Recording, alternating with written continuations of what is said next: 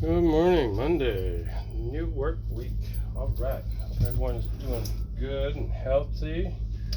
Local raw honey, yeah, baby. All right, Amazon, flash briefing. Jamie, here's your flash briefing. In NPR News.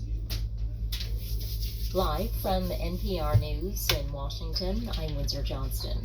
The State Department says at least 9 American citizens have been killed in the fighting between Hamas and Israel.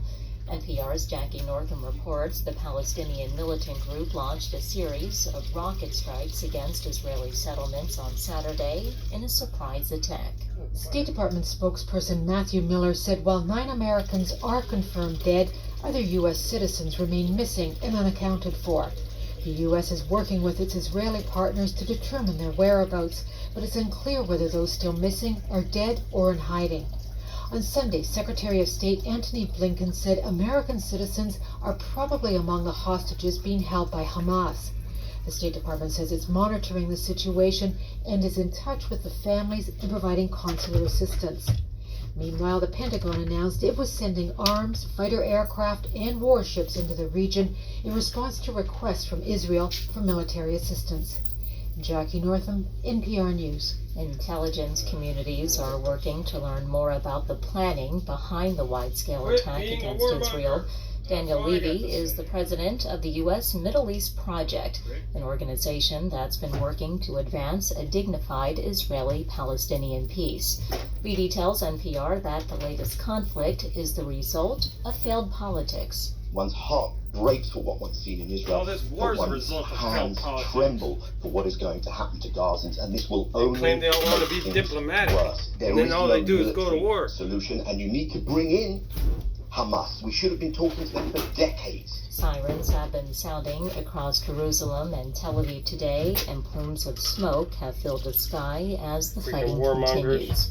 The ongoing violence between nice to get Israel warmongers and out of our Hamas government. is drawing reaction from Vote for U.S. Robert F. politicians Kennedy Jr., and Americans alike. Sarah Hosseini from member station KQED in San Francisco reports. On Sunday, politicians like former House Speaker Nancy Pelosi joined hundreds at Congregation Shereth Israel.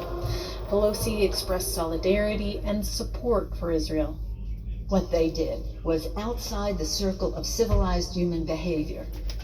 Wasim Haj is with the Arab Resource and Organizing Center based in San Francisco.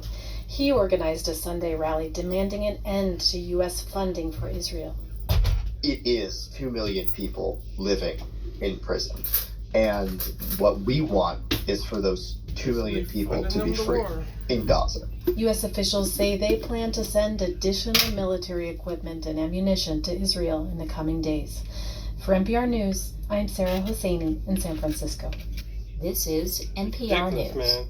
They hold on to this dream that The death toll Israel from the is series the of promised earthquakes land where that the struck Savior's western gonna come back. Afghanistan has surpassed 2,000. the original tribes of Israel has Rescues moved are on, working man. They around the got clock as they warred out search of there. for These are survivors. not the original people that Images lived show there. massive heaps of debris and rubble after buildings and entire People are villages holding on to a collapsed. pipe dream.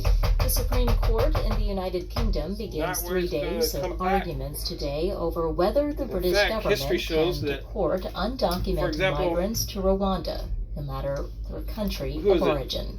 NPR's Lauren Paul Fair has more said from he was going to London. come back in The his UK lifetime, and he version did. of the U.S.-Mexico So, you know, border is the English Channel. There's been a spike in the number of undocumented migrants crossing the channel to the UK in recent years. So the government came Just up with freaking what dream it you calls a people have. creative solution. It's paying Rwanda in Central Africa time to here take them, already. even if At these the migrants have resurrection, never set foot move on. anywhere in Africa. Migrants' lawyers call it illegal and won in a court of appeal earlier this year. Now the UK's Supreme Court is weighing in. Prime Minister Rishi Sunak is staking his re-election campaign in part on this. He says it'll deter human smugglers from bringing migrants here in the first place if they know they'll be deported. A ruling is expected next month. Lauren Frere, NPR News, London. This year's Nobel Prize in Economics has been awarded to Claudia Golden of Harvard University. She's been recognized for her research on women in the labor market. She studied the changing role of women through the centuries and the causes of the persistent pay gap between men and women. This is NPR News in Washington. In NASA news, Yeah, well, has anyone studied Hubble the is fact sharing that a they put all brand the new women up galaxy front on the image cash every day registers? through 'Cause October that's what they 7th, want the people to 2023. see. Visit our They website put all the men in daily the or back follow cooking. along on X, Facebook, and Instagram. NGC 685 takes center stage amid faintly twinkling stars on an inky black Good business background. move, right? This galaxy is clearly a barred spiral galaxy with its bright center bar and patchy. More than 50,000 participants have registered for the 2023 NASA Space Apps Challenge Saturday, October 7th to Sunday, October 8th, which is the largest annual worldwide hackathon. During the two-day event, participants form teams in new software development, engineering, art, storytelling, science, and other skills to solve science-related challenges written by NASA personnel. Teams can help improve federal agency forecasts of procurement opportunities. Help improve federal agency forecasts of procurement opportunities. The Office of Federal Procurement Policy and the Office of Management and Budget, Executive Office of the President, is hosting a 3-week crowdsourcing campaign to seek feedback and preview changes under consideration for agency forecasts of procurement opportunities. Click here too. In weather. Currently, in Seattle it's 58 degrees Fahrenheit with cloudy skies. Today, you can expect showers, with a high of 63 degrees and a low of 52 degrees. From NASA, Well, I don't know. Hubble what is to sharing say. a All right, brand new galaxy Amazon. image every day. Off. Amazon, tell us a joke. What did the grumpy guy eat on his birthday? Cake. Crab cake. Crab cake. What's that got to do with grumpy? I guess if he has crabs. All right, everyone. Have a wonderful work week. Peace, love, happiness, joy, all that.